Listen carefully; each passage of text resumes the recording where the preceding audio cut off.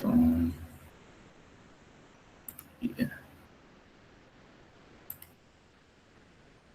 vamos lá, então. Essa é a sequência que eu pretendo mostrar hoje para vocês. Embora nós tenhamos aqui muitos itens dentro de derivada de funções hiperbólicas, na verdade, para a derivada mesmo, apenas 2 desses itens aqui são derivados das funções, tá, hiperbólicas e tal. E aí a gente vê alguma coisa que já estava em outro material, e pelo menos veremos uma primeira aplicação da derivada, tá? Uma interpretação geométrica da derivada, que é o conceito de reta tangente e reta normal. Como eu falei para vocês, numa aula que eu não gravei, foi o primeiro encontro, né, que nós tivemos, alguns problemas que produziram, né, o cálculo diferencial, o problema de reta tangente e o conceito de área. Para a derivada, os problemas envolvendo máximos e mínimos, são chamados problemas de otimização, né, eles também tiveram alguma influência, mas o mais antigo mesmo que gerou o conceito de derivada foi o problema de reta tangente. E aí nós vamos ver esse problema sendo resolvido agora com o conceito de limite e derivada plenamente formalizados, tá? E aqui aparece também a reta normal, ok? Então, aula passada eu falei para vocês, esse estava no esquema, mas não houve tempo de vocês verem, como é que a gente produz a derivada da função inversa, tá? Dado uma função, se ela for objetora, né, ou se ela for crescente ou decrescente, monótona, né, num intervalo, ela possui inversa. Nem sempre é possível nós determinarmos a inversa de uma função, então a gente determinar a lei dessa inversa, tá? Mas, mesmo que não tenhamos a lei da função inversa, é possível determinar a derivada dessa inversa, tá, em um dado ponto. Então, que é uma coisa extraordinária, né? E você não tem a função, a lei da função, mas você pode produzir informação sobre essa lei, né? Informação importantíssima, que é a derivada num determinado ponto, ok? Então, 8 e 8, que ainda o movimento de sempre, né? Pessoas chegando. Então, olha só, gente, essa seção aqui, derivada da função inversa. Então, suponha que uma função, ela está definida aqui no intervalo, ela possui inversa, né? Se ela possui inversa, lembre-se, né, se eu isolar, entre aspas, aqui esse x, vai aparecer a função inversa do outro lado no y. Então, o domínio da função f está aqui usando a variável x, e o domínio da função inversa, esse menos 1 aqui, não é 1 sobre f. Isso significa a inversa da função f. Então, f menos 1 ali significa a inversa da função f. Isso vai ser aplicado, obviamente, no contradomínio, né, na imagem da função f. Ok, se a derivada for diferente de zero, a f', essa função for diferente de zero em todo o intervalo aqui, então, a função inversa, ela possui derivada e a expressão que define essa derivada é essa aqui. Então, a derivada da função inversa, aqui é o cuidado de usar parênteses, né, porque essa linha não ficar pegando aqui no menos 1 e causar confusão. Veja, a função inversa e a sua derivada, elas estão aplicadas na imagem, daí está aqui a letra y, tá? E isso a gente vai mostrar aqui, muito facilmente, usando a regra da cadeia, que essa lei é dada por 1 sobre a derivada original. Então, observe, a derivada da função inversa, ela depende da função original e não da própria inversa, né? Por essa lei aqui. Tá, então, deixa-me aqui aceitar. Pessoal, ok. Então, esse é um resultado, assim, importante da derivada, tá? Então, como é que nós vamos chegar nisso aqui? Está aqui a prova, a dedução, a demonstração, tá? Então, a propriedade que define função inversa, essa é uma propriedade. Se você compõe, né, faz a composição de uma função inversa com a própria função, e aplicar aqui no domínio X, porque essa f, né, ela está em segundo plano, então, né, lembrando que essa operação de composição, essa segunda função passa a ser o argumento da f'. Então, essa função f-1, né, a inversa, vai desfazer a própria função. Daí que isso vai dar o argumento x que foi aplicado aqui no início. Tá? Então, essa é uma propriedade das funções inversas. Lá, vocês têm um pequeno texto disso num daqueles materiais que eu mandei sobre revisão de funções, tem feito essas coisas lá. Tá? Propriedades das funções inversas, funções injetoras, bijetoras, subjetoras, função par, função ímpar, enfim. Então, se nós derivarmos essa igualdade aqui, esse lado, né? Deixa essa parte aqui de fora, se a gente derivar essa segunda equação aqui, ó, equal, né? Igualdade, então aqui vai ser a regra da cadeia que vai operar nesse lado. Porque você tem função no argumento de uma outra função. Então, esse membro aqui, para derivar, nós somos obrigados a usar a regra da cadeia. Tá? E a derivada de x é 1. Se a gente já viu, isso é uma função afim, cujo coeficiente angular é o número 1. Então, a derivada de x em relação a x, né, vai ser 1. É o que eu estou dizendo aqui. E a regra da cadeia aplicada nesse membro esquerdo aqui, né, nesse lado, então, é derivar a função mais externa que, mantendo o argumento, é isso que eu fiz aqui, olha, deriva a função inversa mantendo o argumento da função inversa, vezes derivada do argumento, f' de x. Ok? Então, se essa derivada for não nula, então ela vai passar para o outro lado aqui, né, dividindo, e essa fx é comum a gente usar a letra y, né? Veja, fx e y, a gente considera aqui a mesma coisa, só mudando só para, entre aspas, enxugar um pouco mais a notação para a gente encontrar os resultados. Pronto, então essa aqui é exatamente essa expressão, significando que a derivada da função inversa num ponto y é 1 sobre a derivada da função original sobre um ponto x. Ok? Então, veja que essa lei aqui vai nos dizer, é o que eu escrevo aqui embaixo, que mesmo que você não tenha a lei da função inversa, que em muitos casos a gente não consegue determinar essa lei, tá? Você pode calcular a derivada dessa função num determinado ponto, se você tem o ponto do domínio associado, né, que é x, essa aqui vai ser a imagem de x, né, desse x que aparece aqui, e tem a derivada da função original. Ok? Vamos entender isso com um exemplo.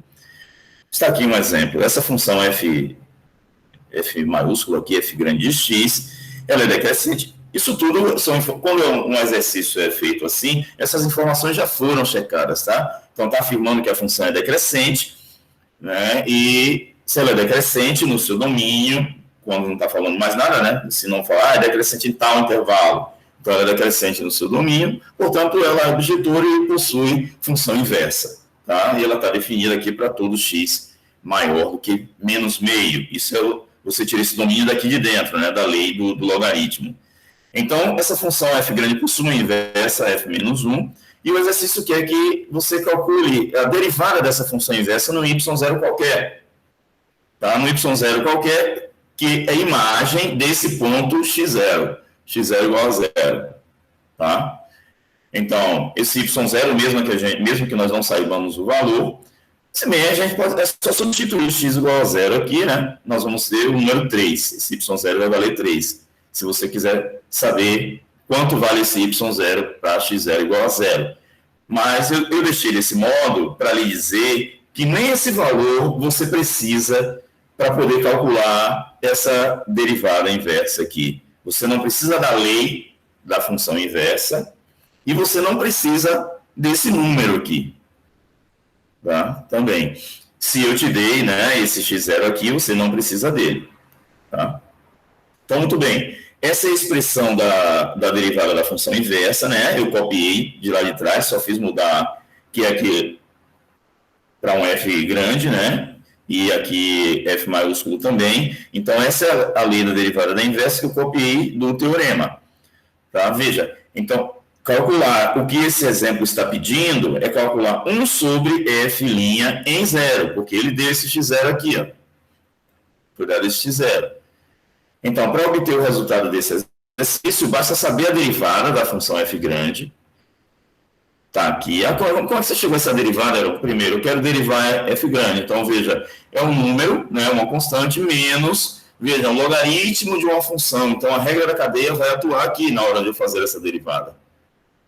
Tá? Porque veja que eu tenho, dentro dessa lei aqui, tem uma parte dela que é um logaritmo com uma função afim no seu argumento. Então, na hora de derivar essa função, eu vou derivar essa menos derivada dessa função. Tá? E aí, na hora de calcular essa derivada, nós vamos ter a regra da cadeia. Muito bem, derivada de número é zero, menos, vai ficar um menos.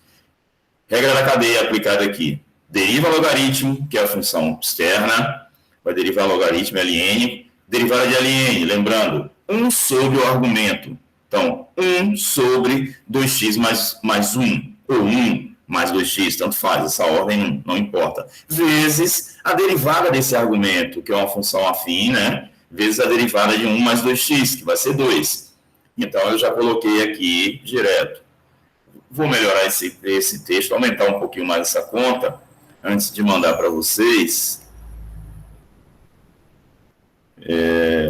Às vezes eu estou fazendo a aula num fluxo rápido e me passo em alguns detalhes, mas tudo bem. Então, essa derivada nasceu da derivada dessa função, obviamente, né, que é f' grande, linha ali.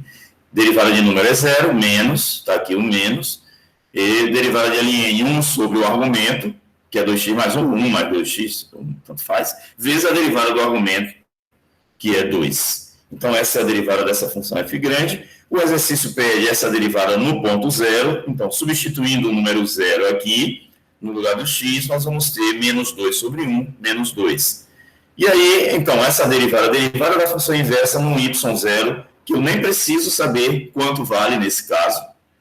Tá? É 1 sobre f' de zero, que vai dar 1 sobre menos 2, que é menos meio. Ok?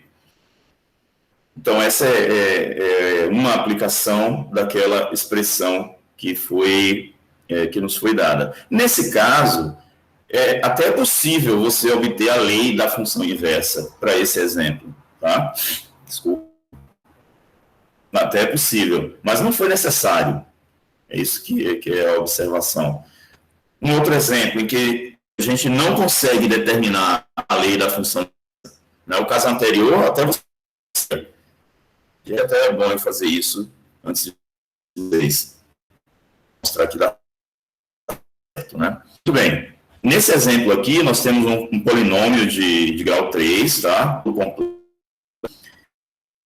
Para determinar a lei desse tipo de função. Em geral, você não consegue, tá? Então, mas aqui eu estou inversível num intervalo aqui não vai ser crescente em R, então ela vai ser inversível em R, tá? Faltou aqui o gráfico dessa função, pelo menos para você ver que realmente ela é crescente em R, esse polinômio aqui, portanto tem bijetura, portanto possui inversa em R, e nós queremos determinar a derivada da função inversa desse polinômio no ponto menos 5, tá? Então, eu estou chamando aqui a atenção que a gente não é possível obter a lei dessa função, tá? E a gente quer determinar a derivada da função inversa no ponto menos 5. Essa aqui é a lei da derivada da função inversa copiada, né, lá do teorema. E observe o seguinte, para calcular esse resultado, nós precisamos da derivada de f no ponto x0. E esse ponto x0 não foi dado. Tá? Quando eu escrevi isso aqui, esse menos 5, ele está na posição desse y0. Observe, olha, derivada inversa, né? Derivada da inversa em y0. Isso aí não é vezes, isso é aplicado em, tá? Então, a derivada da inversa aplicada em y0. Então, quando eu escrevi isso aqui, se a derivada da função inversa aplicada em menos 5, então esse menos 5 está na posição de y0. Né? Mas observe que o que eu preciso calcular é esse membro aqui. Então, eu preciso calcular a derivada de f, ok, tranquilo, porque é um polinômio. Então, a gente sabe calcular a derivada. E depois, essa derivada calculada em x0, mas x0 não foi dado. Então, antes de calcular a derivada, aqui nesse caso, eu preciso obter o valor deste x0 para este caso, tá? Então, lembre, olha, y0 é f em x0. Tá? Então, y0 é f em x0, é substituir x0 aqui nessa expressão, ok? E esse resultado tem que dar menos 5, né? Esse f de x0 ou y0, como queiram, é o número menos 5, que foi dado aqui. Então, resolvendo, né, essa equação do terceiro grau para obter x0, nós chegamos a esse resultado aqui. O x pode ser 3x ou apenas o x é fator comum. Então, 3x0 é 0, né, porque isso aqui é um produto, ou essa expressão toda aqui é 0. Tá? Então, um primeiro resultado que a gente tem que x0 é 0, e essa expressão aqui é 0. Se você tenta resolver essa expressão, você vai encontrar um discriminante negativo. Isso significa que essa expressão aqui não tem raiz real. Tá? Então, o único valor para x0 nesse cenário aqui é 0. Tá? Você poderia dizer assim, era o caso anterior, x0 também é 0, é sempre assim. Não, foi falta de criatividade minha na hora de fazer esse exercício aqui. Né? E aí ficou x0 igual a 0 nesse exemplo 2 e no exemplo 1 também, mas enfim, nem sempre, tá? Chamando a atenção, esse x0 aqui vai ser 0. Muito bem, então, agora no que nós já temos a função, precisamos obter a derivada e já temos o ponto x0, que é 0. Então, obter a derivada, né, da função desse polinômio, eu não sei ainda, não lembro como é que eu calculo a derivada desse polinômio. Vai derivar cada parcela, tá, desse polinômio aqui. Então, derivar 9x ao cubo, esse número 3 vai descer, vai encontrar o 9, vai ficar 27, e vai diminuir 1, então 27x quadrado. Menos. Aqui também é uma função potência, então, derivar 18x quadrado, número 2 vai baixar, vai encontrar o 18, vai dar 36, x a 1, então menos 36x. Esse restante inteiro aqui pode ser visto como uma função afim. Então, derivada de uma função afim é o coeficiente angular, portanto, nesse caso, 12. Então, a derivada desse polinômio de terceiro grau é esse polinômio de segundo grau. E nós queremos calcular essa derivada em 0. Então, substituindo o número 0 aqui, nós vamos obter 12. Ok? Então, calcular a derivada inversa dessa função no ponto menos 5 é calcular 1 sobre a derivada da função original em 0, como nós descobrimos aqui. Então, já temos essa derivada, é 12, então, essa derivada vale 1 sobre 12. Tá? Observe, mais uma vez, que a grande vantagem uma das grandes vantagens é a gente não precisar da lei da função inversa. No caso anterior, a gente até poderia obter essa lei. Nesse caso, nem é possível obter a lei da inversa dessa função. Tá? Esse resultado também dele, desculpem, derivada da função inversa, pode ser utilizado para obter a derivada das funções trigonométricas inversas. Desculpem-me aqui, faltou o T. Eu olho 10 vezes um slide desse, gente, mas enfim, é assim mesmo. As derivadas das funções trigonométricas inversas, e também nós vamos utilizar esse resultado para obter as derivadas das funções hiperbólicas inversas. Tá? As trigonométricas inversas, nós já vimos, nós podemos obter utilizando a regra da cadeia diretamente, sem falar na derivada da função inversa. Mas é um pouco mais rápido a análise aqui, se a gente aplica esse resultado para obter as derivadas, por exemplo, da função arcosseno. A função arcosseno, a gente escreve desse modo, vocês já viram lá atrás. E se y, nesse caso, é seno de x, então, se eu isolar o x aqui, então x é arcosseno de y. Tá?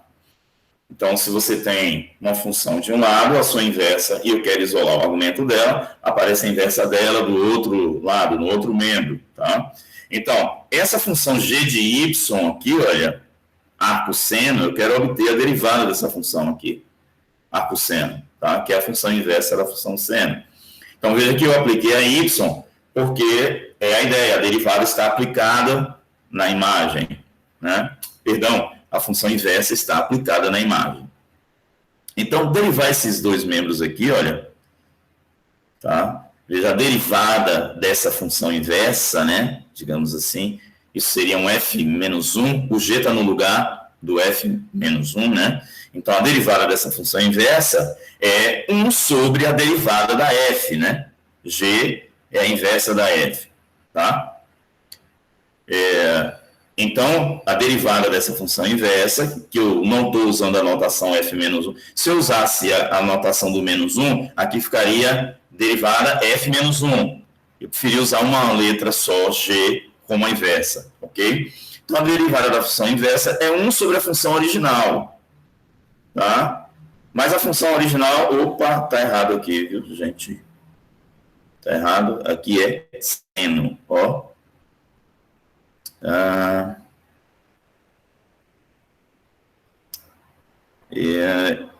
Na verdade, era para eu fazer do arco cosseno, e eu acabei trocando aqui a dedução.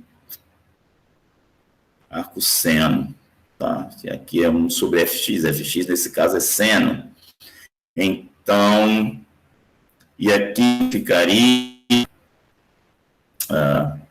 não vai dar, gente. Eu não tenho mesa aqui para copiar, mas a questão é a seguinte, tá? Se eu trocasse aqui o resultado, ia aparecer aqui, tá horrível isso aqui. Por que eu fiz isso? Não lembro. Por que eu cometi esse erro? Bom, de qualquer modo, pessoal, a gente ia conseguir reescrever isso aqui como 1 menos a raiz quadrada de 1 menos seno quadrado, tá? Que ia usar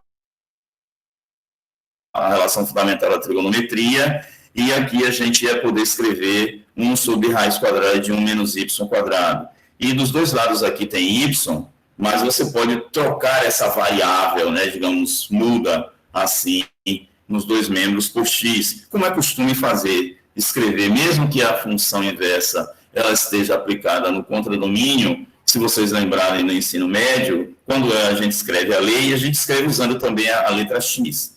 Tá? Me perdoem esses erros aqui no meio, eu peguei da outra dedução e está errado aqui esse intermédio, tá? De qualquer modo, a gente chega a essa lei aqui, que é a lei da função trigonométrica inversa.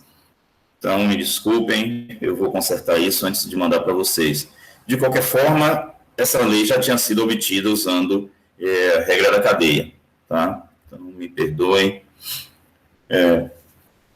A regra ali foi só para dizer que a gente pode reobter as derivadas das trigonométricas inversas usando esse teorema.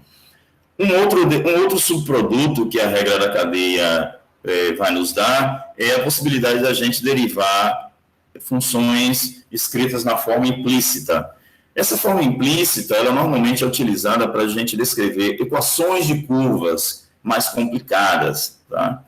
O que é essa forma implícita? Não? Tá. Quando nós escrevemos uma lei usando as letras x e y, por exemplo, y igual a uma expressão envolvendo x, então observe que aqui a gente explicitou o nome da função, a letra, né? Ela está sozinha no membro esquerdo quase sempre, e o outro membro aparece uma lei envolvendo apenas a variável independente.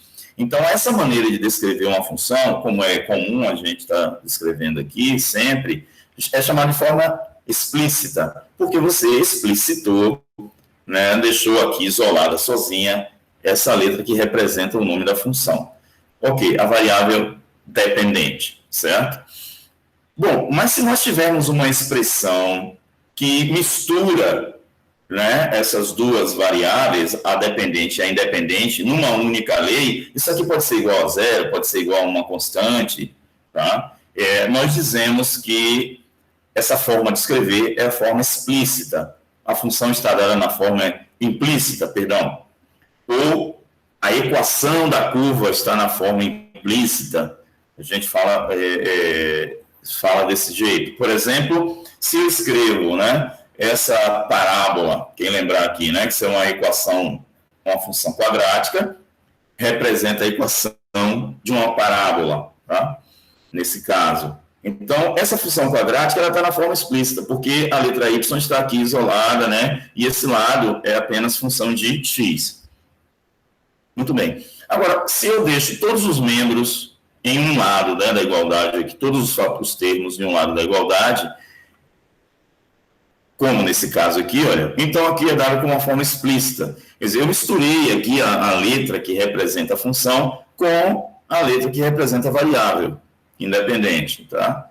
Então, essa é a forma implícita de escrever. É isso que eu quero dizer, ó, quando eu escrevo isso aqui. Essa forma de escrever, por exemplo, está na forma implícita, porque a letra, se você disser que a letra y aqui representa a função de x, então, aqui nós temos a função na forma implícita. Ou equação implícita, vocês podem não lembrar, ou algumas pessoas não saber, representa um círculo, né, de centro na origem e raio 2. É a representação geométrica dessa equação, tá? Ou dessa função, se você quiser. Muito bem, eu posso explicitar a letra y aqui, por exemplo, se eu quiser que ela seja uma função, né? Nesse caso, nós podemos explicitar, nós podemos isolar o y, então nós teremos duas equações para y aqui. Aqui está na forma explícita, mas enquanto que aqui nós temos uma equação, uma igualdade, aqui nós temos duas, né? Mais raiz quadrada e y pode ser menos raiz quadrada também, 4 menos x. Tá? Então, embora essa forma aqui explícita tenha sido dada, é possível, nesse exemplo, a gente explicitar a lei da função. Nesse exemplo aqui, x e y estão misturados e não tem como a gente isolar a letra y aqui como função. E nem x, se você disser, não é a letra x, a y que eu quero que represente função, eu quero que a letra x represente função. Também não é possível a gente isolar nessa lei aqui uma das variáveis, né, escrita nela, para dizermos que temos a expressão explícita, ok? Mesmo assim, nós podemos usar a regra da cadeia se quisermos obter a derivada da função da letra. Exemplo, vamos supor que a letra y aqui representa a função, e eu quero saber a derivada dessa função. Mesmo assim, usando a regra da cadeia, sem explicitar a letra y, nós podemos obter a derivada. Tá? Então, observe que a derivada, a regra da cadeia tem muitos frutos, digamos assim. Tá? Então, o que é que nós vamos fazer? É derivar simplesmente a expressão onde houver a letra y aqui, que vai representar a função, então é a regra da cadeia que vai ser utilizada onde aparecer aquela letra que representa a função. É o que eu estou descrevendo aqui embaixo, tá? E quase sempre os livros, embora isso não seja necessário, a maioria deles, em vez de usar a linha, vai usar a notação de Leibniz, tá? Mas tanto faz, não há erro nenhum na hora de realizar esses cálculos, tá? Então, vamos a um exemplo. Não há teorema aqui, tá, gente? É só uma interpretação do uso da regra da cadeia, ok? Exemplo, esta função aqui, essa expressão, essa equação, é a equação de um círculo, como eu falei para vocês, está aqui a figura aqui abaixo, e está dada na forma implícita. Eu posso obter a derivada de y em relação a x, ou y' no ponto de abscissa 1. mesmo sem explicitar a lei antes, né? Que eu poderia escrever y igual a raiz quadrada de 4 menos x, só que eu ia ter duas equações, ia ter que procurar uma delas para poder utilizar, tá? Independentemente de eu explicitar a letra y aqui, eu posso derivar essa equação em relação a x, observa, que é o que a gente está querendo, tá? E nessa parte que temos y, a gente vai derivar usando a regra da cadeia, tá? Aqui, olha só. Então, considerando essa equação, vamos derivar toda essa equação, tanto o membro esquerdo quanto o membro direito, em relação a x. Muito bem. Derivada de x quadrado, lembre-se, x aqui é variável, não é função, é variável. Então, a derivada de x quadrado, 2x, mais. A derivada de y quadrado, veja que você vai derivar agora uma potência, que a base aqui é uma função, tá? Então, a derivada de y quadrado é 2y. Mas, como esse y é função, a regra da cadeia nos obriga a multiplicar por y'. Ok? Então, veja, a derivada dessa parcela é a mesma derivada dessa parcela. Qual é a diferença entre os dois? É que nessa parte aqui é a regra da cadeia que funciona, porque a letra y, nesse exemplo, representa a função. Então, observe, olha, derivada de x quadrado 2x, derivada de y quadrado 2y vezes y'. Ok? Igual, derivada de número, derivada do número 4, 0. Então, nós podemos simplificar aqui esse número 2, né, em todas as parcelas, e deixar essa derivada sozinha. Agora podemos calcular essa derivada. Veja, a lei dessa derivada é comum na derivada implícita. A lei da derivada depender dos dois valores x e y. Pode ser que não dependa, que dê uma constante. Pode ser que só dependa de x. E pode acontecer só depender do y. A lei dessa derivada. E pode acontecer também depender dos dois valores, tanto de x quanto de y, que é o mais comum, ok? Então, quando eu escrevi aqui em cima, pessoal, olha, calcular essa derivada no ponto de abscissa 1, lembre-se, abscissa significa x, x0 igual a 1. Perdão? x0 igual a 1. Mas observe, essa derivada depende da abscissa e depende da ordenada. Depende de x e depende de y. O x foi dado aqui. Tá? x0 igual a 1 ou x igual a 1, se você quiser. E como é que eu vou obter o y? Então, o y você vai obter usando x igual a 1 na lei original da função. Né? Então, é isso que está escrito aqui. Ó. Tá? Então, esse foi dado no exercício e aqui, usando a lei que também foi dada no exercício. Nós vamos ter y igual a mais ou menos 3.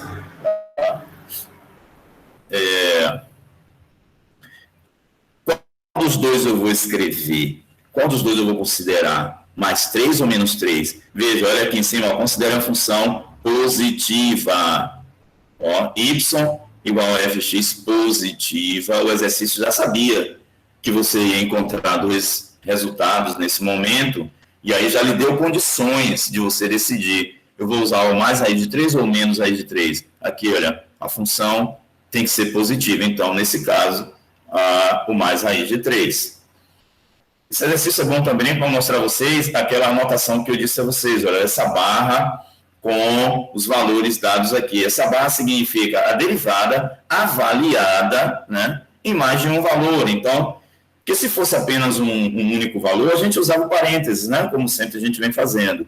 Mas, não, depende de x e de y. Como é que eu vou indicar o valor desse x e desse y? Então, é comum na matemática usar essa barra aqui, ó. A derivada avaliada em x igual a 1 e y igual a 3. Ou seja, nessa lei, substitui x por 1 e y por raiz de 3.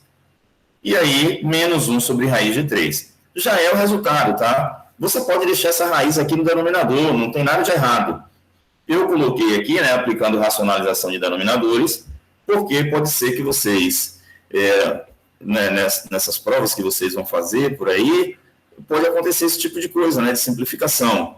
E aí você é obrigado a sempre procurar, sempre que possível, reescrever aquela expressão de outras formas, de modo a flexibilizar seu raciocínio também e ficar mais à vontade na hora de resolver uma avaliação como a que vocês farão.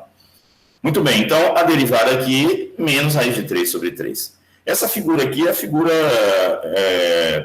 geométrica, né, que representa esse círculo aqui. Aqui é a equação analítica desse círculo, centro na origem, raio 2, está aqui representada, e esse ponto, 1 raiz de 3, é exatamente esse ponto aqui. Tá?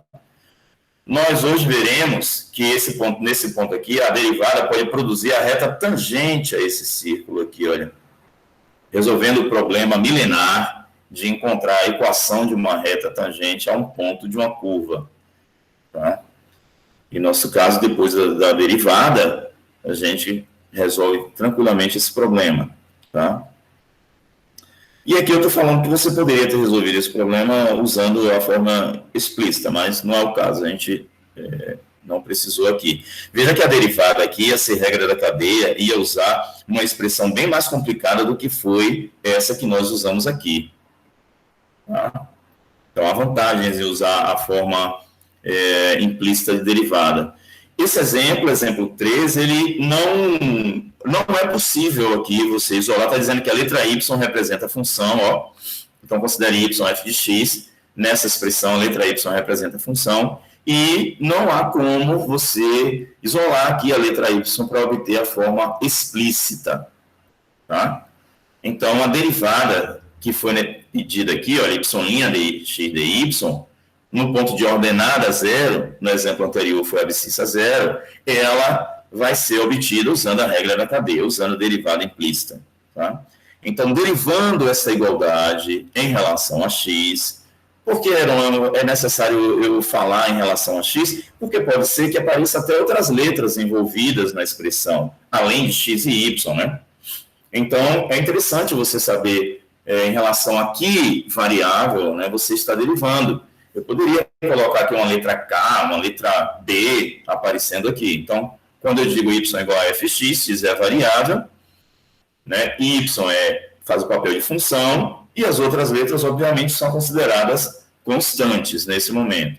Então, na hora da derivada, é interessante que você também saiba qual letra é a variável, né? Embora, mesmo que você use a linha, você diga aqui em cima, né, em relação a que letra você está derivando. Então, muito bem, observe, a letra y representa a função. Então, quando eu derivar essa parcela, a regra da cadeia vai funcionar aqui. Aqui é x ao cubo, é variável ao cubo, função cúbica. Aqui não vai precisar da regra da cadeia, é derivada simples. E essa parcela, Heron, quando eu derivar, observe, tem aqui a letra y, que representa a função. Então, a regra da cadeia vai funcionar aqui também. Tá? Vamos lá. Derivada exponencial é elevado a y, é ela própria. A derivada da exponencial é ela mesma. Quando a base aqui é o número é a constante de Euler. Ok, a derivada da exponencial é ela mesma, vezes regra da cadeia. Por que eu estou usando a regra da cadeia? Porque a letra que está aqui nessa exponencial representa função. Então, é elevado a y vezes y'. Não precisa do pontinho sempre. Eu usei o pontinho no outro caso para chamar mais atenção. Tá? Mais. Derivada de x ao cubo, x é variável, portanto, ó, 3x quadrado. Acabou. Não tem regra da cadeia aí. Igual.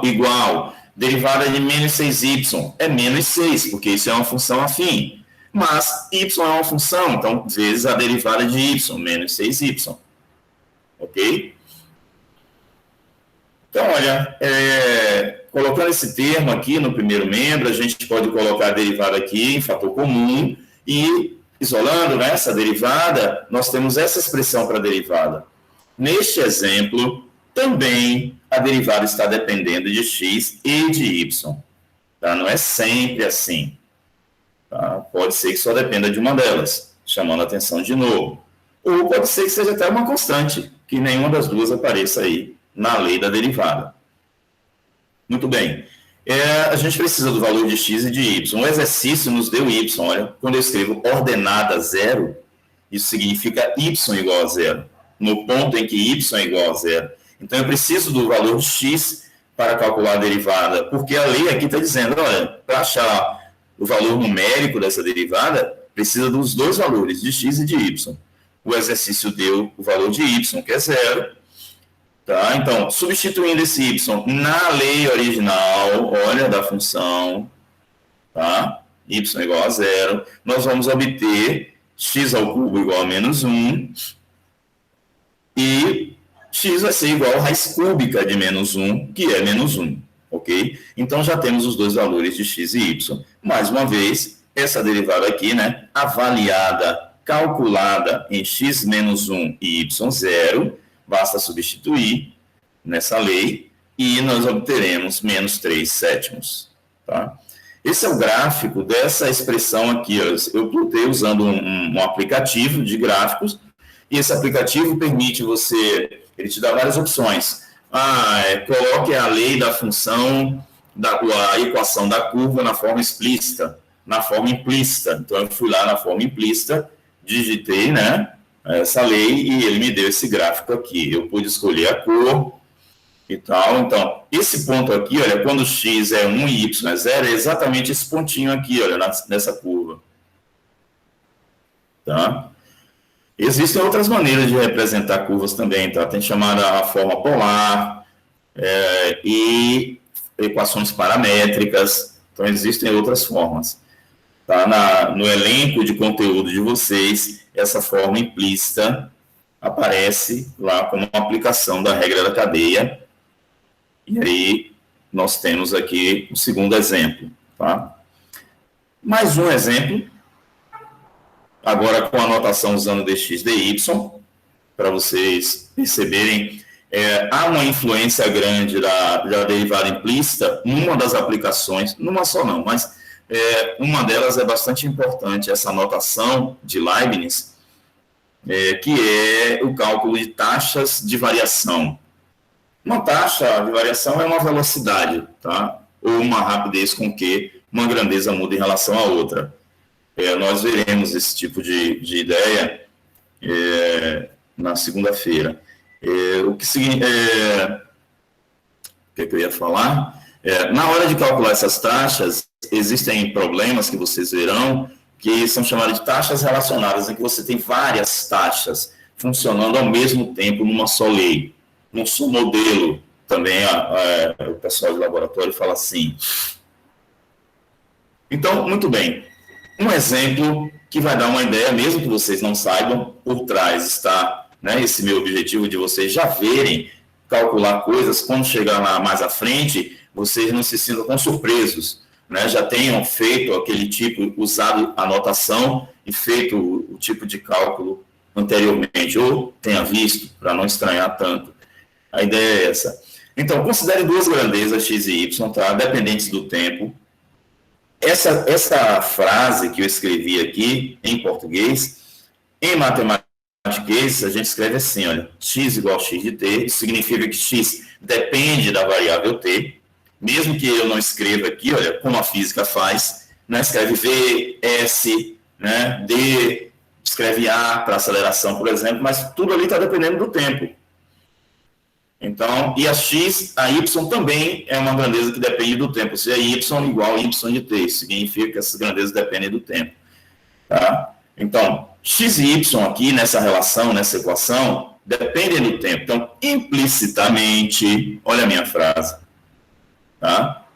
Implicitamente, né, essas funções, elas dependem do tempo, embora o tempo não tenha sido escrito aqui na lei, ele não aparece aqui, tá? Então, implicitamente, essas grandezas que estão relacionadas por essa equação são funções do tempo, outra maneira de falar, ok? Então, o que o exercício quer é obter uma equação, a partir dessa, que relacione a própria grandeza x, a grandeza y, e as derivadas dx dt, olha, e dy dt. Observe que aqui não está aparecendo dy dx, que foram os dois exemplos anteriores. Tá? Nós estamos querendo uma nova equação envolvendo as duas grandezas que foram dadas e as derivadas dessas grandezas em relação ao tempo. Então, por isso que não convém usar a linha, a notação da linha aqui, porque como você ia saber que era derivada em relação ao tempo, né? Quando a gente usa a linha, a notação da linha, embora seja sintética, ela é muda, né? Ela não dá mais informação do que apenas indicar uma derivada, mas indica em relação a que variável. Então, como esse tipo de coisa é muito comum dentro das áreas aplicadas, essa notação de Leibniz também é muito comum. E vale a pena a gente ver um exemplo envolvendo isso. Muito bem, então, para obter essa equação aqui, basta derivar essa equação 5 em relação a t. Lembre-se agora, nesse exemplo, tanto x quanto y são funções. Ok? Então, cada momento que eu derivar aqui, vai ter que utilizar a regra da cadeia. Tá? Tanto x é função, y também é função nesse exemplo. Aí essa é a grande diferença, né? Que às vezes muita gente que não vê um exemplo antes assim, se confunde quando vai ver taxas de variação. Então vamos lá, vamos derivar essa função aqui em relação a t. Essa equação aqui tem duas funções, x e y.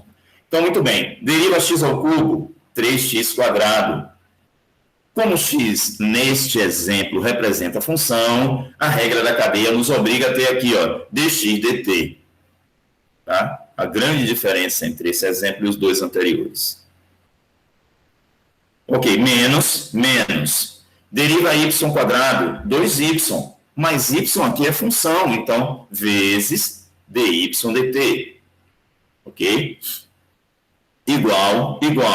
Vamos derivar. Observe que aqui nós temos um produto de duas funções, x² e y.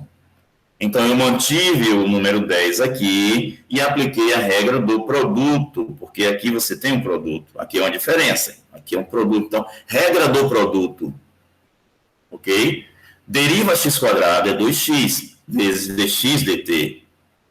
Mantém o y, mantive o y, mais da regra do produto, mantém x², mantive x², deriva y. A derivada de y seria 1 vezes dy dt, porque essas duas letras são funções. Então, veja que todas as parcelas aqui possuem derivadas, porque todas as letras, digamos assim, envolvidas aqui, representam funções de t, ok? O que eu fiz foi, como você tem aqui dx dt, dy dt em várias posições, eu reorganizei para que esse dx dt e esse dy dt eles ficassem aqui de modo explícito, tá? Aparecessem de modo explícito e a gente tivesse essa lei aqui, igual a zero. Tá. Agora, nós temos uma relação, ou uma igualdade, tá? Ou uma equação, envolvendo x, aparecendo x, y, dx dt e dy dt, tá? Lá na frente vocês vão encontrar isso aqui, chamando de taxas relacionadas, porque a gente tem uma relação envolvendo derivadas, tá? Então, vamos lá. Esse exemplo B está dizendo o seguinte, olha, suponha que x seja 1, y seja menos 1, dy dt seja 3. Se esses três objetos têm valor numérico, então encontre dx dt.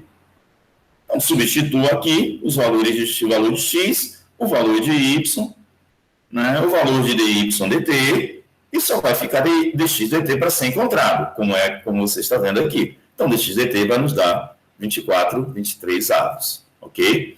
Então, nesse exemplo aqui, usou a regra da cadeia, as regras de derivação podem aparecer, mas o que é claro aqui é que essa maneira de olhar a aplicação da regra da cadeia, que é a derivada implícita, ela nos ajuda muito na interpretação de como resolver esse tipo de problema.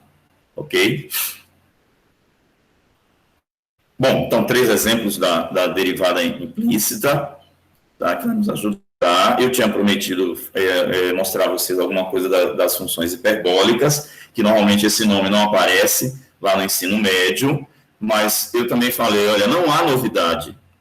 O que nós vamos fazer aqui para definir funções hiperbólicas? Novo é só o nome. A gente vai usar as funções exponenciais, a função exponencial, onde a base é a constante de Euler, a e elevado a x. Então, olha, está aqui o domínio, né, contradomínio de todas essas funções.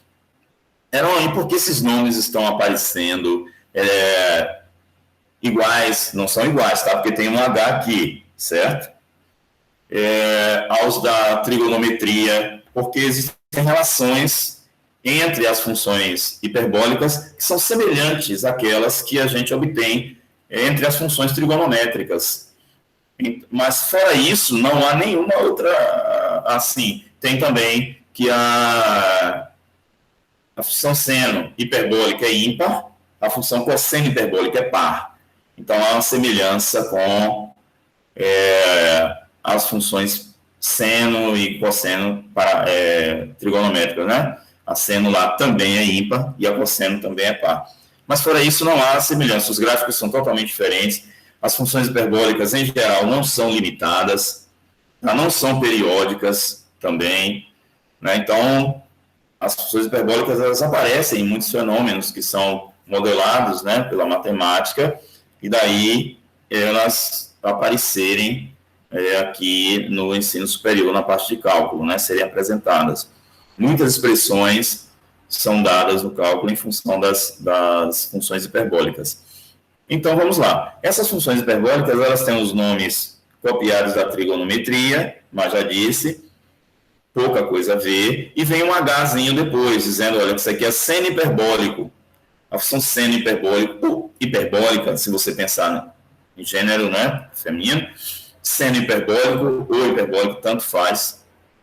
Eu coloquei tudo aqui, foi de onde eu tirei, no livro estava assim, eu mantive, tá, seno hiperbólico. Então, vem um Hzinho aqui mais, então isso está indicando seno hiperbólico. Como é definida a função seno hiperbólico? Exponencial menos exponencial negativa aqui sobre 2. Tá? E a cosseno hiperbólico é a soma dessas exponenciais. E a tangente hiperbólica vai ser seno hiperbólico dividido por cosseno hiperbólico, semelhante ao que acontece na trigonometria. E vai ficar também em função das exponenciais. Esse número 2 aqui vai desaparecer, né, denominador. Cotangente hiperbólica, secante hiperbólica, é 1 sobre cosseno hiperbólico, tá? Cossecante hiperbólico, ok? E daí vai, por aí vai, tá? Então, quando você vai calcular seno hiperbólico de 0, é substituir x em 0 nessa expressão aqui, olha. Cosseno hiperbólico do número 1, por exemplo, substitui o número 1 aqui, vai aparecer exponenciais. Vai, faz a conta. Por aí vai. Esses são os gráficos, mostrando para vocês a diferença. Esse aqui é o gráfico de seno hiperbólico, observe.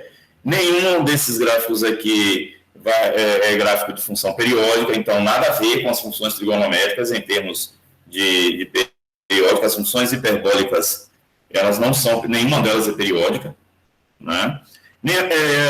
Duas delas apenas que são limitadas, olha, fica entre 1 e 0, essa entre 1 e menos 1, mas as outras não são limitadas. Veja que a gente calculando limite no infinito aqui da função cosseno hiperbólica, por exemplo, os gráficos vão para mais infinito, né? Esses aqui também tem mais e menos infinito, esse daqui também, então já perdeu muitas das características das funções trigonométricas. Então, funções hiperbólicas são definidas a partir de exponenciais, ok?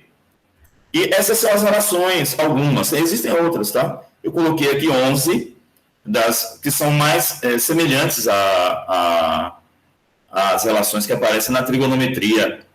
Tá? Então, observe, na trigonometria, a relação fundamental lá é cosseno quadrado mais seno quadrado igual a 1. Veja, aqui nas hiperbólicas é menos, lá é mais, né? Lá na trigonometria, o símbolo aqui é mais. Lá, essa relação associada, o símbolo, se não me engano, é mais, aqui também, isso, aqui é menos. Tá? Enfim, por aí vai. Todas essas essas relações, essas identidades das funções hiperbólicas, elas podem ser demonstradas usando a definição aquelas definições que estão na página anterior, tá? Pega aquela cosseno hiperbólica, eleva ao quadrado, pega a seno hiperbólica, eleva ao quadrado, simplifica tudo, faz uma menos a outra e você vai obter o número 1. Tá? Então, existem essas relações, essas identidades entre as funções hiperbólicas. As funções tá? As funções trigonométricas, eu vou completar a frase, elas possuem inversas trigonométricas. Então, as funções hiperbólicas, elas também possuem inversas hiperbólicas, ou hiperbólicas inversas, tá? Se você quiser, não tem problema nessa ordem aqui com a qual eu falei. Tá, enquanto as hiperbólicas, elas são produzidas a partir das exponenciais, né, com a base constante de Euler,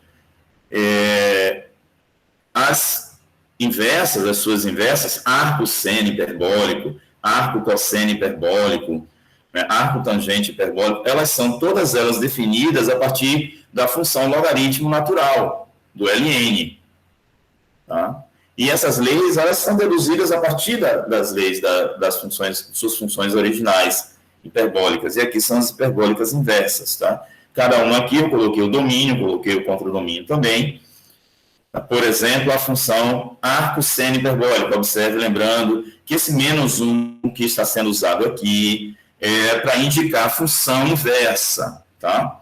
Então, isso aqui, quando eu escrevo essa tangente com H aqui hiperbólica, isso significa arco tangente hiperbólico. Isso aqui significa arco cotangente hiperbólico. Tá? Porque, em geral, quando você vai usar um computador ou uma calculadora científica, a notação a ser usada é essa daqui, tá? Esse menos 1 é o que aparece lá indicando não potência inversa, mas sim função inversa. Ok? E esses nomes também, vocês já verem onde, entre aspas, pescar essas coisas. Ok? Os gráficos das hiperbólicas inversas, tá? Cada uma delas aqui. Veja que também continua, não são funções periódicas, né? A maioria aqui, nenhuma delas é limitada, tá? Por exemplo, a função trigonométrica arco tangente é a função limitada. E nenhuma dessas aqui é limitada, ó, arco tangente hiperbólica. Cadê ela? Arco tangente aqui. Ela não é limitada. Né? Bem diferente. E não veja, o gráfico vai para mais infinito, menos infinito. Então, não tem limitação para essa função. Uma das características, né? E não teria a ver com a sua associada trigonométrica.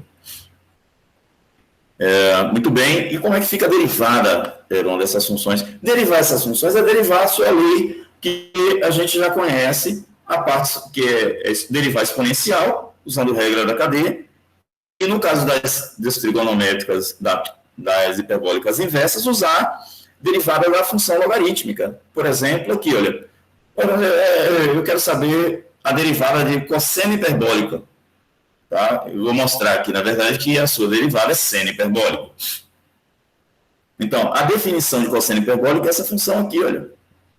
Você pode, entre aspas, né, arrastar esse meio aqui para frente, então você vai ficar constante vezes uma soma de duas funções. Ó. Então, derivar isso aqui, na hora de derivar essa lei, o meio permanece, você vai derivar a exponencial, mais derivada de e elevado a menos x. Nessa parte aqui, olha, regra da cadeia. Porque você tem a função menos x aqui em cima, e não apenas a variável. Tá? Então, derivada de exponencial é ela mesma, mais derivada de exponencial é ela mesma, vezes a derivada de menos x, que é menos 1. Ok? Isso aqui nessa parte é a regra da cadeia. Então, por isso que esse exemplo ele vem depois como aplicação da regra da cadeia. E aí nós temos essa lei, que é a lei de seno hiperbólico. Ok? E se eu tiver seno hiperbólico e quiser saber a derivada, Heron? Também, a lei da seno hiperbólica é essa aqui, opção minha, coloquei esse meio na frente, né, aqui entre parênteses, para ficar um pouco mais limpo aqui na nossa visão, e vai derivar essa expressão aqui, essa diferença. E a regra da cadeia vai atuar, né, na derivada dessa parcela aqui, olha. Então, derivada exponencial, ela mesma, o meio permanece, né, é regra de derivação, menos, derivada dessa parcela é ela mesma, vezes a derivada de menos x, que é menos 1. Então, né, menos vezes menos é mais, e essa lei aqui é a lei da cosseno hiperbólica. E assim por diante. Então, a gente pode fazer uma tabela com a derivada das funções hiperbólicas. Por exemplo, tangente, olha.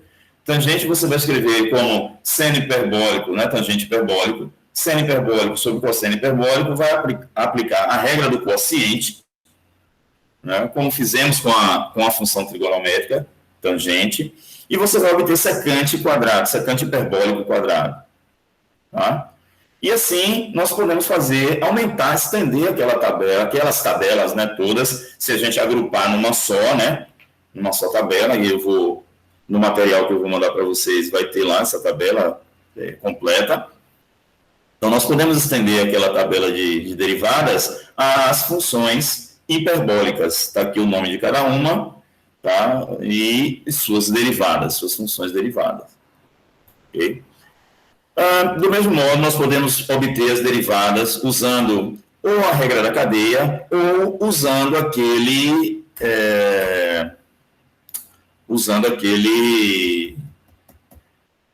teorema da derivada da função inversa. Tá? Eu fiz aqui os dois aqui. Tá? Por exemplo, eu quero obter a derivada da função arco seno hiperbólico. Tá? Arco seno hiperbólico. Se eu isolar o x aqui, vira seno hiperbólico desse lado. Se eu derivo aqui em relação a x, lembre-se aqui é a regra da cadeia, porque y representa a função. Então, a derivada de seno hiperbólico já temos, é cosseno hiperbólico, tá? Vezes a derivada de y. Cosseno hiperbólico de y é a derivada de y. Isso aqui, a derivada de x é 1, e a gente vai obter essa lei. Tá? Usando a relação fundamental das funções hiperbólicas, tá? Então, nós vamos ter essa lei aqui, e esse seno hiperbólico de y, né, o quadrado de y é o quadrado de x. Então, nós temos essa derivada. Outra maneira de obter a derivada da função arco-seno hiperbólico é que a lei da função arco-seno hiperbólico, eu escrevi lá, quando defini, é essa lei aqui, olha, é essa expressão dentro da função ln. Então, na hora de derivar isso aqui, vai ser regra da cadeia. Então, essa sendo a lei da função arco-seno hiperbólico, derivando, né? Então, nós vamos derivar ln, é 1 sobre esse argumento, vezes a derivada do argumento. Isso é regra da cadeia, olha. Bom, a derivada desse argumento aqui é 1, e a derivada aqui é regra da cadeia de novo, aqui, olha. Porque você tem raiz quadrada de uma função quadrática. Então, eu estou fazendo questão de repetir várias vezes em que a regra da cadeia está sendo utilizada, né? Então, a derivada do x é o número 1, mais a derivada dessa raiz quadrada, 1 sobre 2 raiz quadrada do argumento, vezes derivada do argumento. Então, a derivada desse bloco aqui é toda essa expressão, ok? Esse número 2, ele pode dividir por esse, então aqui vai ficar x, e a gente pode usar MMC, e simplificar essa expressão nessa expressão. Veja que o numerador aqui é igual a esse denominador, portanto, dividindo, vai sobrar apenas essa expressão, tá? Que é a mesma expressão. Tá? Então, usando o teorema da função inversa, usando a definição da arco-seno hiperbólico com logaritmo e regra da cadeia, duas formas de obter essa derivada. E a gente revê também exemplo de regra da cadeia. Bom, usando essas propriedades, essas regras de derivação, a gente pode construir também a tabela para todas as funções hiperbólicas inversas, tá? E aumentar aquela tabela, já está em 32 linhas já, aquela tabela. Observe um detalhe que eu tenho que chamar a atenção, é esse aqui. Era um arco tangente hiperbólico e arco cotangente hiperbólico, a derivada é a mesma. A lei que vocês estão vendo aqui, a lei é a mesma, mas elas não representam a mesma função, porque o domínio dessa daqui é 1 e dessa daqui é outra. O domínio aqui dessa lei é apenas para módulo de x menor do que 1. É que não coube no frame, né? No slide, mas no material que eu vou mandar para vocês, eu coloquei essas especificações aqui ao lado. Essa lei aqui só vale para módulo de x menor do que 1 e essa daqui para módulo de x maior do que 1. Então, os domínios dessas leis aqui são totalmente diferentes. Embora as leis sejam iguais, as funções não são iguais, porque os domínios serão diferentes, ok? Mas isso é só para chamar a atenção. Ok, deixa eu ver o que certo.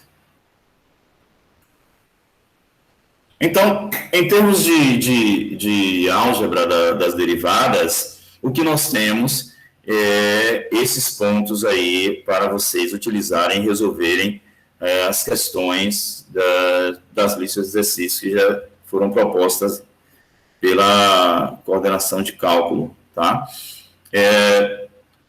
Hoje, a próxima aula, talvez mais 2 aulas, nós vamos ficar apenas aplicando as derivadas a resolução de problemas, tá? O primeiro deles, e talvez seja, não é o mais importante, mas é o mais importante no sentido histórico, né? Foi um problema que deu origem à produção da derivada, que é o problema de, dado uma curva e um ponto nessa curva, calcular a reta tangente, ou definir a reta tangente, ou determinar a lei da reta tangente a essa curva nesse ponto, né? Dado uma curva e um ponto nessa curva, determinar a reta tangente a essa curva neste ponto, ok? Então, a derivada é que vai permitir isso. Por que esse problema é importante? Porque há um outro problema importantíssimo na física, que é a determinação da velocidade, por exemplo, instantânea, que tem, digamos assim, é o mesmo problema que a reta tangente.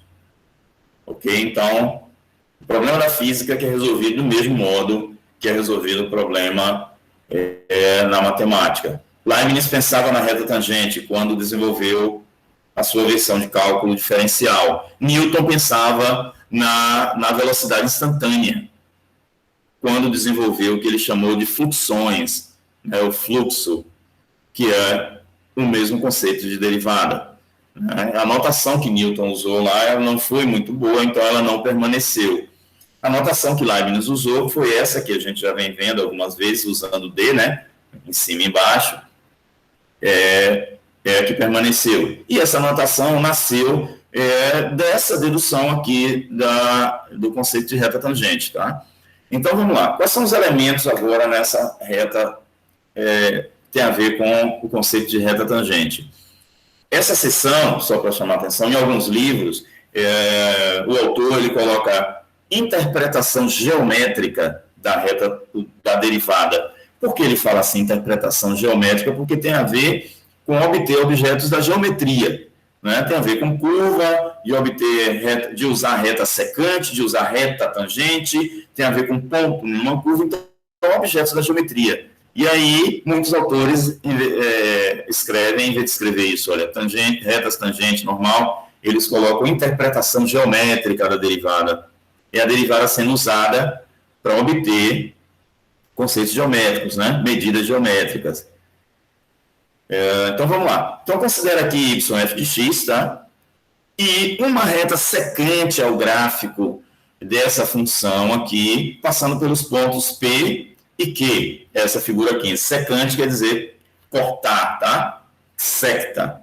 Intersecta em duas partes, corta essa curva em mais de uma parte, né? Enquanto que tangente, ela é tangente a um ponto, você tem que dizer a tangente a tal ponto, só toca nesse ponto, né? Embora ela possa cortar depois a curva, mas naquele ponto, ela só toca em um ponto. E secante quer dizer cortar em mais de um ponto, obviamente. Então, o coeficiente angular da reta secante, que é essa que está aqui nessa figura, tá? Ao gráfico de f de x ou de f de x, abuso de linguagem, é a tangente do ângulo que essa reta faz com o eixo horizontal. Tá? Então, o coeficiente angular é esse ângulo beta, que ele também está aqui, porque existe uma oriental. Né? Qualquer horizontal que nós traçarmos aqui, a gente pode medir um ângulo beta entre essa reta aqui, que está em laranja, e uma reta horizontal. Ok? Então, o coeficiente angular é tangente desse ângulo. Então, veja que a tangente desse beta, que também está aqui, é um ΔY, ou seja, uma diferença aqui, olha, na vertical, sobre um ΔX, uma diferença aqui na horizontal. São os catetos desse triângulo, que é retângulo nesse ponto, ok? Então, tangente de beta é o cateto oposto a beta, dividido pelo cateto adjacente, portanto, um ΔY sobre um ΔX. E esse ΔY é essa medida aqui, fx menos f de x0, e o ΔX é essa medida, né? X menos x0.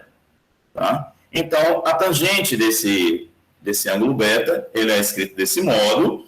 Ok, temos isso. Agora, vamos fazer o seguinte, olha, vamos pensar o seguinte. Vamos imaginar que esse ponto Q aqui, ele começa a deslizar sobre a curva em azul em direção, você está tentando encontrar o ponto P, tá? Esse ponto Q vai deslizar aqui sobre essa curva azul, o gráfico, né, da função, tá? E ele vai gerar uma sequência de outras secantes, né? Cada ponto aqui, Q1, Q2, Q3, Q4, vai gerar uma reta secante à curva azul, que continua passando em P, mas cada mudança de posição de Q vai gerar uma outra reta secante, ok? Então, nós vamos ter um feixe de secantes aqui. Tá, quando isso acontece, essa sequência de pontos Q, né, vai caminhando em direção a P, acontece que Fx, né, vai em direção a Y0, ou F de X0, tanto faz, tá? E o X vai na direção, vai tender para X0. Ok? Então, nós vamos ter que que no limite, o que é no limite, Heron? No limite vai ter que aparecer a palavra limite, e essa tendência x tendendo para x0, né, dessa divisão aqui. O que é que significa? A tangente desse beta, né, observe, olha, que o beta está aqui, à medida que essa reta vem para cá, ela passa aqui, olha. À medida que essa reta vem para cá, ela passa aqui nessa segunda reta aqui, ok? Tá vendo? Essa terceira reta secante, ela vai passar aqui. Essa quarta reta secante, ela vai passar aqui. O que acontece?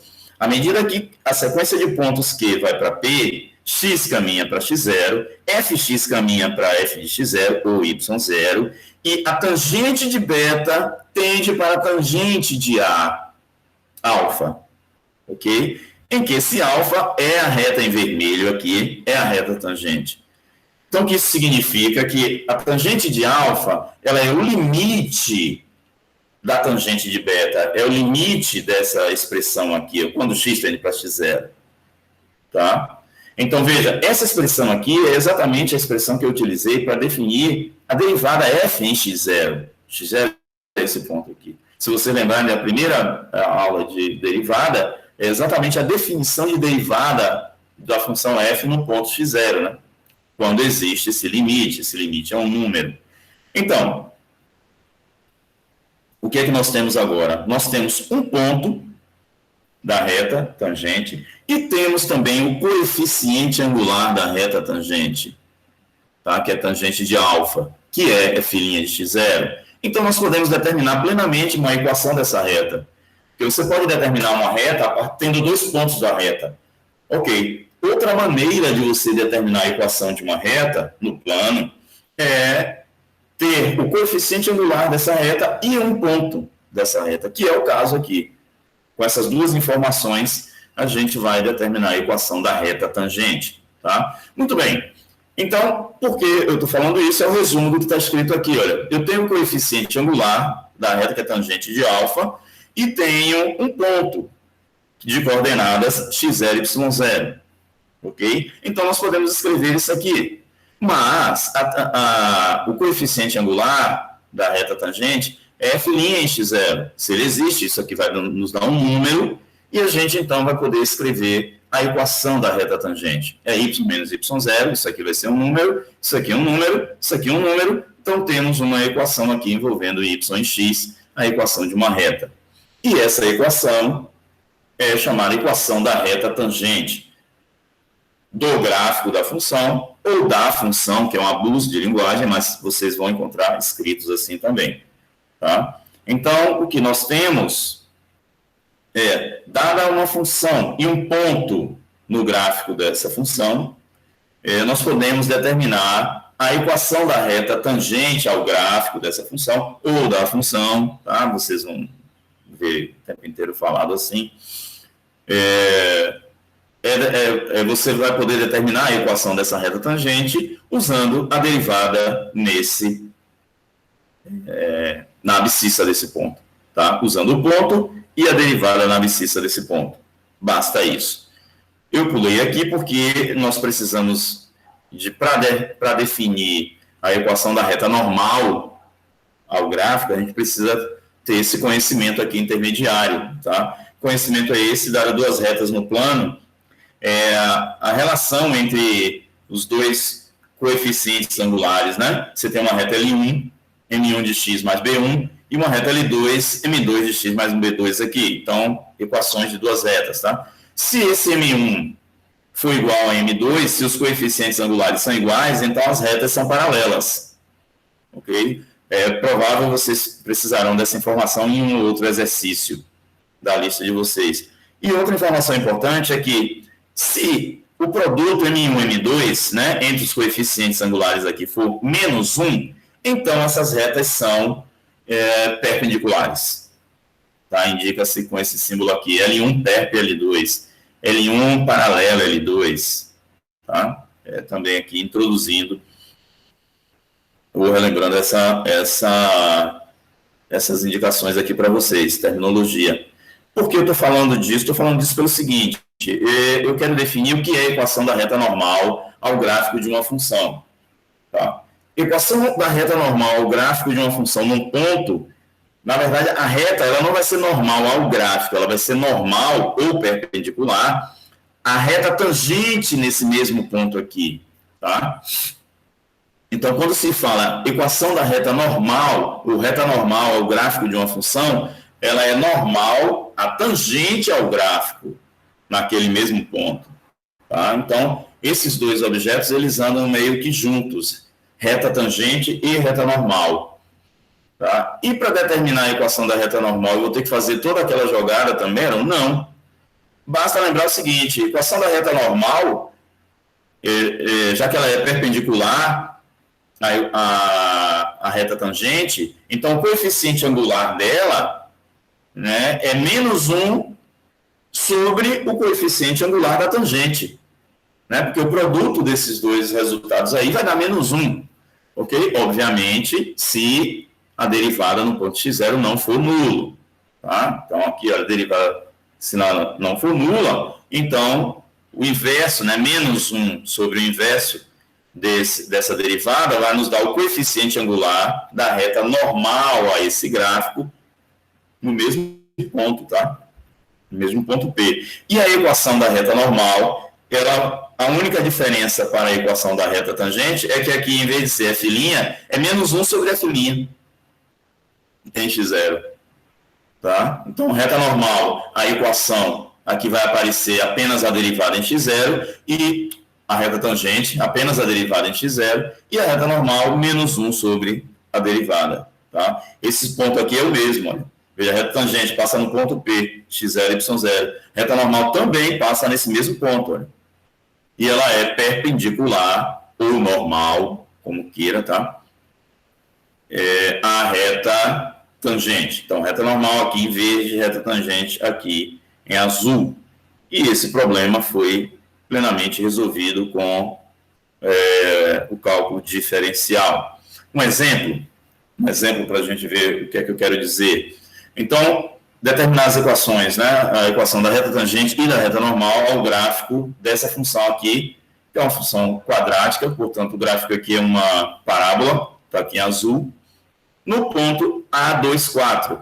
Quando eu dou esse ponto, A24, eu já te dei aqui a abscissa e a ordenada. Então, esse número 2 é o que eu estou chamando de x0, na teoria lá, perdão. E o número 4 é o y0, tá? Desculpem. Ok, então já tem as coordenadas do ponto, tá? x0 e y0, que eu preciso para obter a equação da reta tangente, né? x0 e y0. Preciso também da derivada em x0, ou seja, da derivada em 2. Então, calcular a derivada da função, olha, f' de x, 2x. Tá? Então, f' em x0 é 2 vezes x0, ou seja, f' em 2 vai nos dar 4. Então, já tenho todas as informações que eu preciso aqui para montar a equação da reta tangente. Já tem x0, já tem y0, já tem a derivada em x0. Tá? Então, substituindo, né? y0, substituindo a derivada, substituindo x0, nós vamos ter esse resultado aqui. Que você pode simplificar um pouco mais e escrever aqui, ó, 4x menos 8, né? Esse 4 também vir para esse membro. Então, essa equação aqui é da reta tangente a essa parábola nesse ponto. Essa também. Ou você pode encontrar em lista de exercício, em lugares, olha, todos esses termos aqui no primeiro membro igual a zero. É outra maneira também de escrever. Não tem problema, tá? Qualquer uma das três aqui representa a mesma equação. A equação da reta tangente, essa linha V azul aqui, olha, a esse gráfico nesse ponto, 2.4, né, 4x menos 4. E a equação da reta normal, que tem essa lei, é só inverter, né, a derivada aqui, o ponto é o mesmo, passa no mesmo ponto, olha, esse gráfico aqui em verde, a equação da reta normal, vai passar no mesmo ponto que a reta tangente. Só muda aqui o coeficiente angular. Então, esse y0 nós já temos, esse x0 nós já temos, essa derivada também já temos, vale 4, né? Vale 4, exato, então menos 1 sobre 4. Então, essa é a lei da reta tangente, da reta normal, perdoe-me, a essa parábola nesse ponto. Você pode escrever desse modo, pode reescrever também assim, olha, qualquer uma das três podem aparecer como resposta numa lista, num livro, numa avaliação.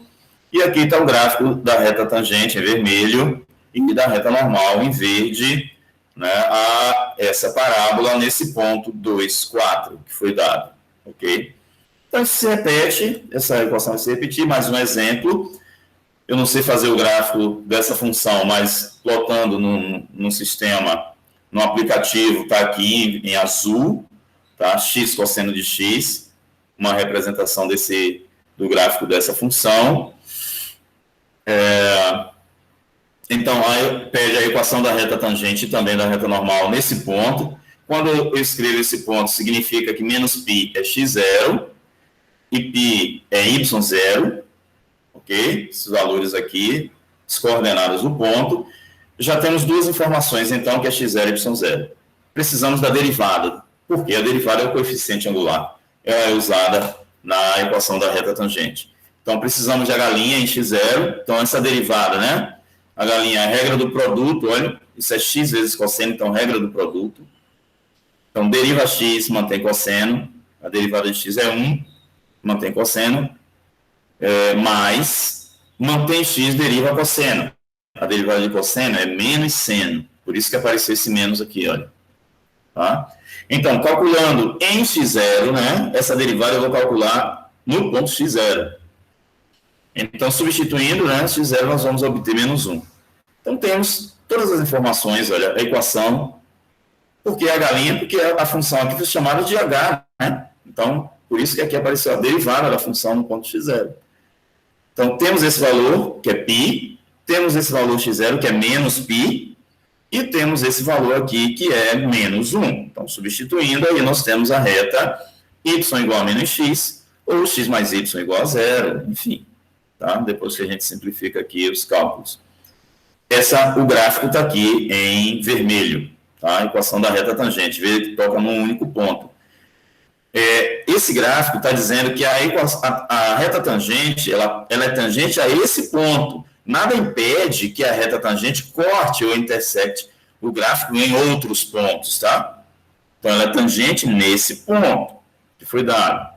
né? Só toca a curva ali, mas pode interceptar o gráfico da função em outros pontos. Então, é isso que eu estou chamando a atenção aqui.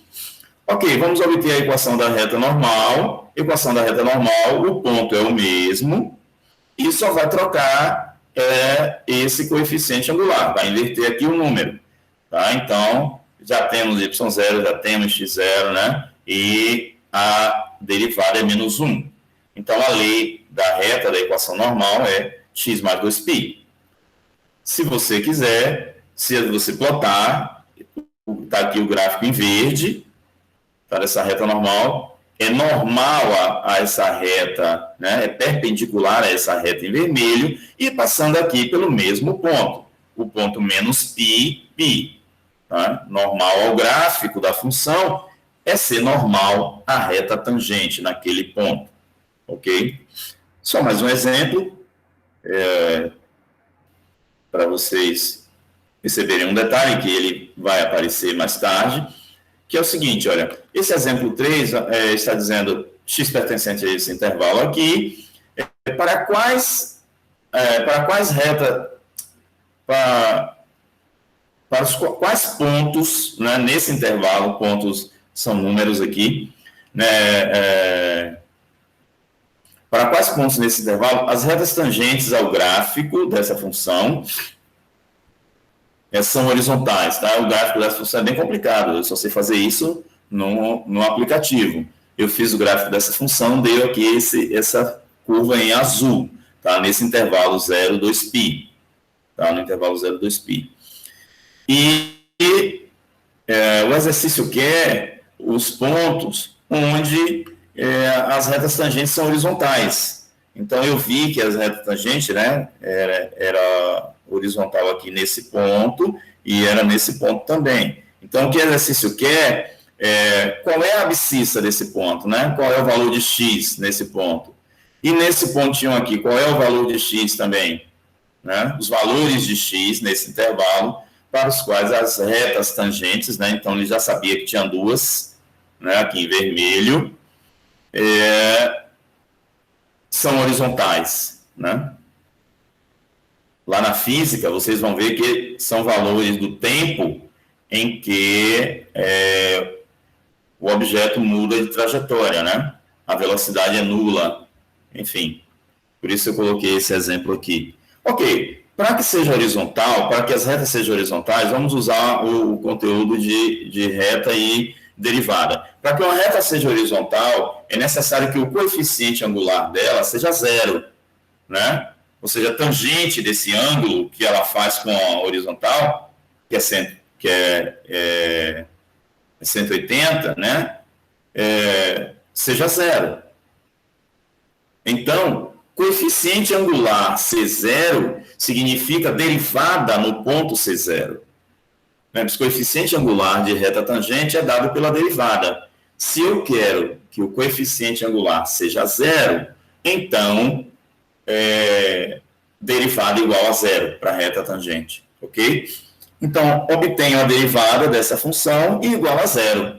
Isso vai me dar os valores de x, certo? Então, a derivada dessa função, olha, derivada de x é o número 1, menos 2 seno, mantenho menos 2, deriva seno, que é cosseno derivada. Isso aqui é igual a 0, né? Nós vamos ter cosseno de x0 igual a meio, e existem dois valores nesse intervalo aqui para o qual o cosseno é meio. Primeiro, π sobre 3, né? 60 graus. Você pode olhar numa tabela de trigonometria e vai obter esse valor. E segundo, ainda dentro do intervalo 0π sobre 2, 5π sobre 3. 0,2π, tá? 5π sobre 3. Então, para esses dois valores aqui, essa reta, as retas tangentes são horizontais, ou seja, coeficiente angular 0, ou seja, derivada nesses pontos é 0, tá? Outra consequência que nós vamos ver lá na frente é que esse ponto representa um ponto de máximo e esse um ponto de mínimo. E aí, isso também derivada vai nos dar resultados sobre esses valores de máximos e mínimos, que é um dos tópicos que vocês vão estudar, ok? Então, reta tangente, ela pode acontecer, o que é que acontece quando esse coeficiente angular é zero? Eu acabei de falar, né, na verdade, né? Quando esse coeficiente angular for zero, e a gente substitui na lei da reta tangente, olha, quando a gente substitui aqui, todo esse termo aqui vai para zero. Então, vai sobrar y menos y0 igual a zero. Então, a reta vai ter essa equação aqui, ó, y igual a y0. Y igual a y0 é uma reta horizontal. Ok? Então, o que vai significar é o seguinte: a equação da reta normal vai ser uma reta vertical. A reta normal vai ser uma reta vertical e a equação vai ser do tipo x igual a x0. Tá? É óbvio. Porque o que é que vai acontecer? Na reta normal, o coeficiente angular ele aparece aqui, 1 sobre o coeficiente angular. Se você multiplicar nesse membro, né? Então, isso aqui é zero. Então, esse membro que vai ser zero. E nós vamos ter x igual a x0, né? Finalmente. Então, veja, essa equação é a equação de uma reta horizontal e essa equação é a equação de uma reta normal ou perpendicular, né? Vertical. Então, se a derivada é nula, equação de reta tangente e reta normal são mais simples, tá? Uma é horizontal e a outra é vertical. Aqui um exemplo, né?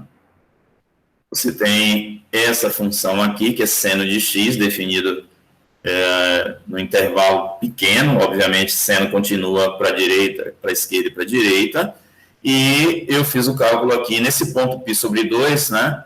A equação da reta tangente aqui em vermelho vai dar y igual a 1, e a equação da reta normal aqui em verde vai dar x igual a π sobre 2.